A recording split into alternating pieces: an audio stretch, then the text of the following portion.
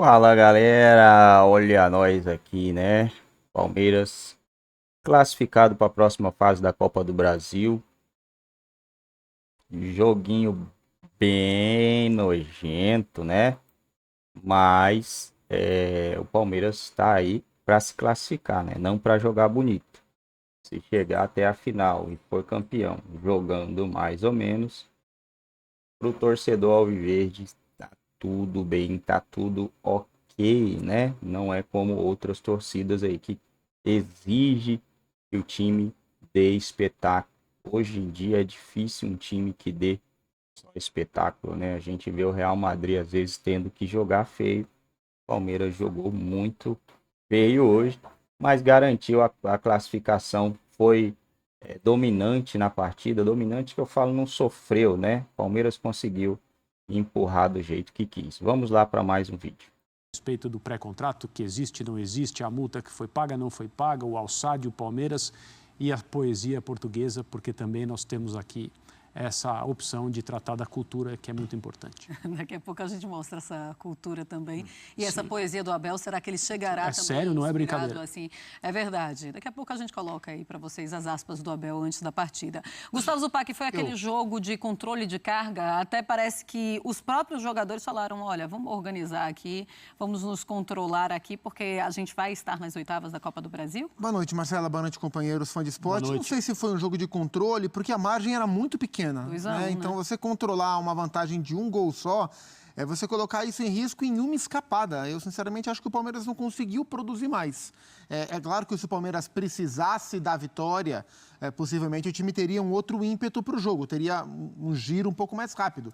Mas o Palmeiras não foi bem. Foi um jogo muito pouco inspirado, muito pouco criativo da equipe do Palmeiras.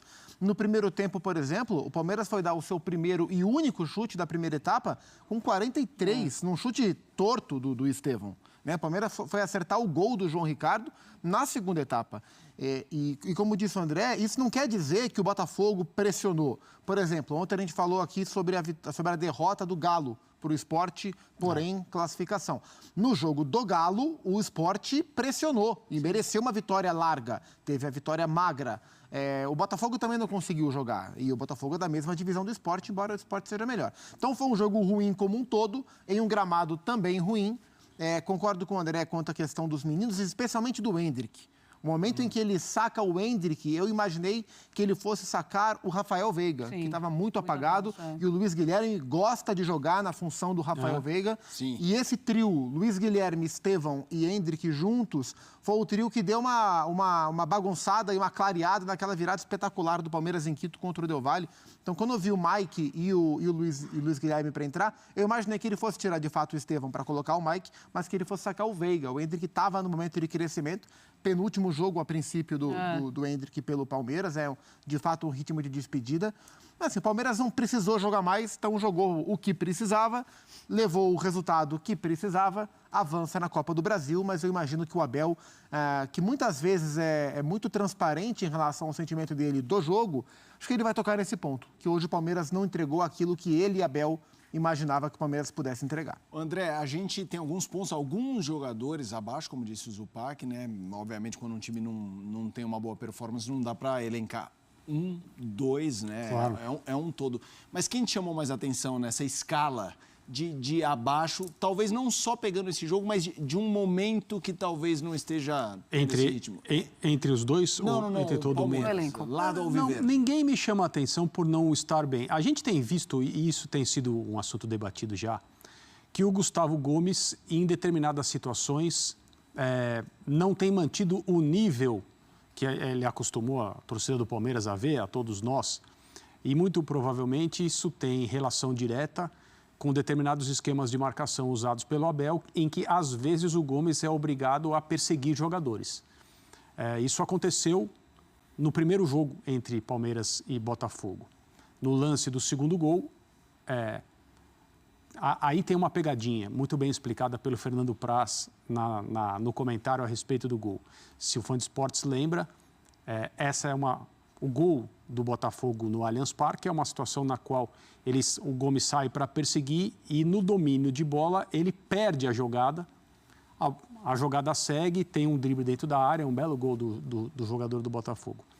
O Praz explicou bem na transmissão que o jogador, na verdade, erra o domínio. Ele domina a bola de costas para o Gomes de um jeito que ele não queria fazer e o Gomes acaba levando um drible que é um drible involuntário. Mas a situação, no contexto que eu mencionei, é uma dessas que tem colocado o Gustavo Gomes, que sempre teve com a camisa do Palmeiras, quase sempre, atuações muito acima da média. A gente falou há pouco tempo a respeito de ser um jogador que tem padrão internacional, embora já tenha estado, né?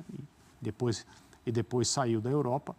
Mas talvez, hoje, por exemplo, eu não tive a atenção chamada por ninguém que tenha tido uma atuação muito abaixo do que é o normal. O Palmeiras jogou ali nos 60%, 65% daquilo que é o seu potencial.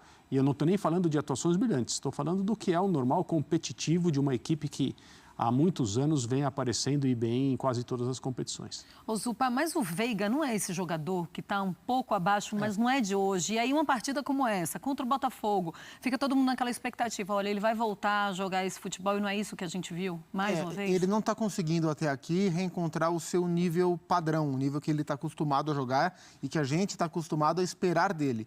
Existem 2 pontos fora dessa curva, que foram os 2 jogos contra o Liverpool pela Conmebol Libertadores. No jogo aqui de São Paulo, ele contribuiu com 3 assistências. Acho que não existe um termo para hat-trick de assistências, mas ele fez isso aí. E no jogo lá de Montevidéu, na semana passada, ele fez 2 gols. Né? Então, assim, os jogos contra o Liverpool foram os jogos bons do Veiga nesse recorte um pouco mais amplo. No mais, ele está com dificuldade de entregar o jogo que ele faz. E o Veiga não é aquele cara, aquele meia pensador do passe, não é. Ele é um meia de chegada. Ele é um cara que verticaliza o jogo, é um cara que faz gol, que pisa na área, que bate falta muito bem, que bate pênalti muito bem. E ele está um pouco abaixo mesmo. E a explicação para isso já foi mudança tática, quando o Abel usou o Veiga um pouco mais como um meia, um pouco mais pela esquerda, mas agora ele está jogando mais no espaço dele, alternando com o Endrick, né? Porque eu gosto quando os dois jogam juntos, porque o Endrick volta muito. O Endrick não gosta de ser um 9 referência. E aí o Veiga ocupa esse espaço. E quando o Endrick está mais por dentro, o Veiga passeia um pouco mais próximo da direita, onde está o Estevão. Mas não é o Rafael Veiga no melhor nível. Por exemplo, o Veiga era um cara que a gente imaginava, dentro desse momento de seleção brasileira, que o Dorival passa a olhar um pouco mais para o futebol jogado aqui, que o Veiga, enfim, pudesse ser reconhecido pelo que ele vem fazendo há muito tempo. Mas não é um grande momento técnico dele, e acho que por isso também ele fica um pouco mais à margem dessa discussão. Claro que a gente está esperando as entrevistas, a gente tem vários assuntos para ir fatiando esse jogo, mas foi citado aqui o Endrick também, quando o Zupac falava sobre as substituições e tudo mais, e ele está nessa regressiva, André, de saída com adiamento de partidas do Brasileirão, o número que era X foi para X-2 por enquanto. Eu queria que você falasse um pouco do que isso pode gerar para um jogador. Assim, a gente costuma falar sobre estreias, mas não é sempre que a gente tem um jogador com uma despedida que você sabe quando vai acontecer. Você acha que isso pode ter o seu peso? Aconteceu com o Vinícius Júnior no Flamengo, né? Com o Gabriel Jesus no próprio Palmeiras. E assim, o Gabriel foi para o Manchester City, depois, evidentemente, para o Arsenal, teve passagens pela seleção brasileira, foi a 2 Copas do Mundo. E muita gente talvez se esqueça que ele jogou um campeonato brasileiro que o Palmeiras venceu, negociado, com um time da elite do futebol mundial. E a forma como ele disputou o campeonato até o último jogo foi a mesma, talvez até dando a impressão de que a negociação dependia de boas atuações dele até o final, quando ele já estava negociado, garantido, dinheiro no bolso e seu futuro já escrito, né? O Gabriel se comprometeu com o Palmeiras até o último jogo, é o que o Endrick está fazendo. Eu lembro quando o Vinícius Júnior iniciou esse processo de despedida do Flamengo, últimos jogos, havia esse clima de despedida cada vez que o Flamengo jogava e ele entrava em campo. Eu acho que é isso que vai acontecer com o Endrick. Embora a notícia seja conhecida, né, debatida, todo mundo já sabe há muito tempo que ele vai jogar no Real Madrid, né, já se comenta, os jogadores brasileiros que jogam no clube espanhol, o treinador que vai contar com mais um brasileiro a partir da próxima temporada. Acho que na cabeça dele isso está muito bem resolvido, ele continua jogando e jogando bem, mas com menos jogos disponíveis para ele aparecer, o torcedor também vai já se acostumando com o dia em que ele não estiver. É uma pena, mas ao mesmo tempo é o normal. Enquanto a gente está conversando aqui sobre o Endrick, que está quase indo embora, o Estevão está praticamente negociado com o Chelsea. Só que ele só vai depois da Copa do Mundo, né? Só vai no ano que vem, no segundo semestre. O menino tem 17 anos, também está indo embora. A despedida dele talvez já deva começar já, porque daqui a pouco também não terá tantos jogos à disposição dele. Daqui a pouquinho a gente vai falar sobre o Estevão, a gente vai conversar com o Vinícius Nicoletti, que acompanhou a partida. Ele vai trazer, inclusive, os números milionários da praticamente venda já certa do Estevão para o Chelsea. É realmente algo muito, mas muito vantajoso para o Palmeiras. Eu só queria colocar os números dessa partida e falar um pouquinho mais, porque os torcedores, eu aqui acompanhando pelas redes sociais também, os torcedores ficaram nervosos com o jogo. Foi um jogo muito ruim do Palmeiras e olha esses números. Palmeiras com 57% ou 43% de posse de bola, ações na Erval 19-9. É isso aí, galera do Verdão. Palmeiras classificado para as oitavas. Lembrando que a próxima fase da Copa do Brasil vai ter um novo sorteio para ver quem o Palmeiras vai enfrentar, né, pessoal? Palmeiras, vamos dar uma olhada aqui nos times já classificados para as oitavas. Bahia, Palmeiras. Aí a gente vai ter que ir nos jogos de ontem, né? Deixa eu ver aqui, jogos de ontem. Bahia, Palmeiras, Atlético Goianiense, Fluminense, Botafogo. Corinthians, Atlético Mineiro, Flamengo. Aí a gente tem jogos adiados. Internacional e Juventude. Atlético Paranaense e Ipiranga. Atlético Paranaense perdeu de 2-1 para o Ipiranga. Grêmio e Operário. O primeiro jogo do Grêmio contra o Operário foi um sonoro 0-0, né? Domingo não teremos rodada do Campeonato Brasileiro ainda, né? Vamos ter aqui jogos de Copa Libertadores na quarta-feira. Deixa eu ver se terça-feira tem. Terça-feira tem Copa Libertadores. O Palmeiras só joga na quinta, né? Palmeiras e São Lourenço pela última rodada da Conmebol Libertadores. Palmeiras provavelmente será o primeiro geral aí, né? Incrível como o Palmeiras consegue ser consistente jogando em Copas, né, cara? É absurdo o que o Palmeiras consegue fazer quando se trata de mata-mata.